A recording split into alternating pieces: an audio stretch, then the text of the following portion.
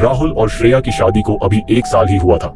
राहुल एक कारखाने में काम करता था और श्रेया घर संभालती थी। एक शाम राहुल घर आया तो श्रेया बोली, सुनिए, आज घर का राशन लाना है। राहुल ने कहा, ठीक है, तुम चाय बना लो, पीकर चलते हैं। श्रेया चाय बनाकर लाती है। दोनों चाय पीते हैं और बाजार की ओर निकल पड़ते हैं। अंधेरा हो चुका था। राहुल श्रेया को मोटरसाइकिल पर बैठाकर बाजार ले जाता है। सारा सामान लेकर दोनों घर के लिए वापस निकलते हैं। अभी कुछ ही दूर पहुंचे थे कि मोटरसाइकिल का पहिया पंचर हो गया। दोनों उतरकर पैदल ही चलने लगे। ठंडी की रात थी और रास्ता बिल्कुल सुनसान पड़ा था। श्रेया घबराई हुई बोली, राहुल, मुझे डर लग रहा है, यहाँ कोई भी नहीं है और हमारी मोटरसाइकिल भी खराब हो गई है।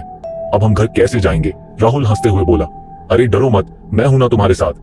आगे एक दुकान है जहाँ पंचर बनता है, वहीं चलकर बनवा लेंगे। दोनों तेज कदमों से चलने लगते हैं। तभी श्रेया के बालों के पास से एक तेज हवा का झोंका गुजरता है, जिससे वह रुक जाती है और इधर उधर देखने लगती है। राहुल पूछता है, क्या हुआ, क्यों रुक गई? जल्दी चलो। श्रेया राहुल का हाथ कसकर पकड़ लेती है। अभी अभी मुझे ऐसा लगा जैसे किसी ने मेरे पीछे से होकर मुझे छू लिया हो। राहुल चारों ओर देखता है लेकिन वहां कोई नहीं होता। वह कहता है, श्रेया, कुछ नहीं है, चलो। वे और तेज चलने लगते हैं।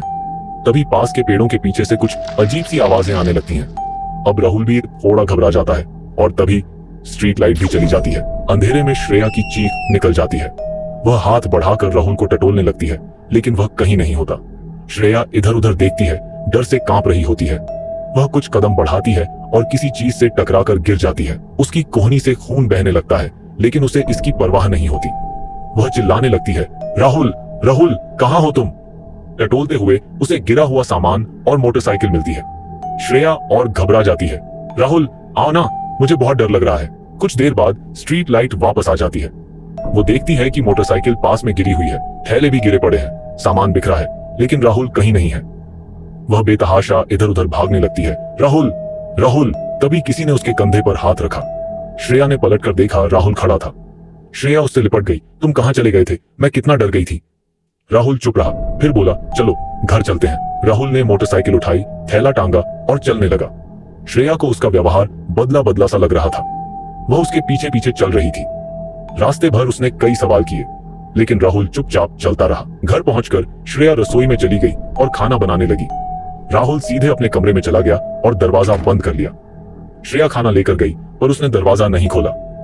अंत में श्रेया ने बाहर चादर बिछाई और वहीं सो गई। सुबह श्रेया ने राहुल से बात करने की कोशिश की तो वह गुस्से में बोला, मैं तुमसे नफरत करता हूँ, मुझसे दूर रहो। उसकी आंखें लाल अंगारे जैसी जल रही थीं। श्रेया डर गई और कुछ नहीं कहा। राहुल काम पर चला गया। धीरे धीरे उसका व्यवहार अजीब होता जा रहा था। श्रेया ने एक दिन रोशनदान से झांका तो देखा राहुल दीवार की ओर मुंह करके किसी से बात कर रहा था और हंस भी रहा था। श्रेया ने दरवाजा पीटना शुरू किया। काफी देर बाद दरवाजा खुला। राहुल गुस्से में चिल्लाया, क्या है? जाकर सो जा। श्रेया भी गुस्से में बोली, तुम किससे हंस हंस कर बातें कर रहे थे? तभी राहुल की आवाज में एक औरत की आवाज मिल गई।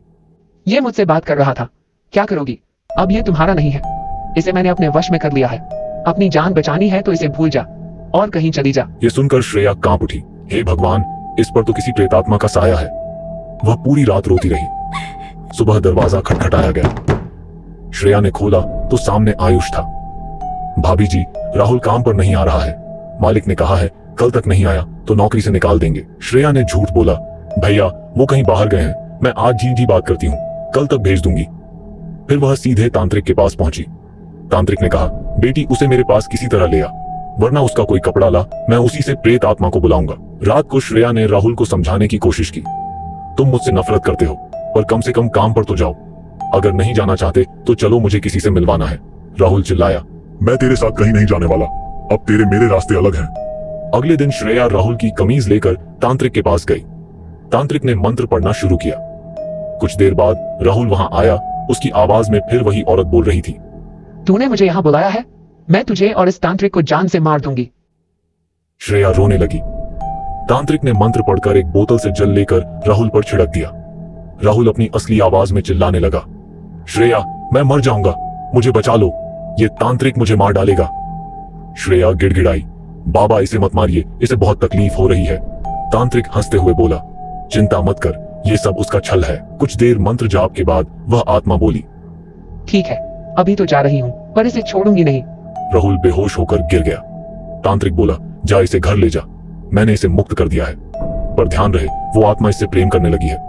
वो फिर वापस आएगी। जब भी कुछ अजीब लगे मेरे पास आ जाना। और उसने एक ताबीज दिया। श्रेया ने राहुल के चेहरे पर पानी के छींटे मारे। राहुल उठ गया जैसे नींद से जागा हो। मुझे क्या हुआ था? हम यहाँ कैसे आए? श्रेया ने कुछ नहीं कहा। राहुल को घर ले आई। अगले दिन वह काम पर भी चला गया। सब कुछ सामान्य हो गया। लेकिन श्रेया अब हर पल इसी डर में जी रही थी कि क्या वो आत्मा फिर लौटेगी? क्या वो आत्मा वापस आएगी? क्या तांत्रिक की बात सच थी कि वो आत्मा राहुल से प्रेम करती है? जानिए इस कहानी के अगले भाग में।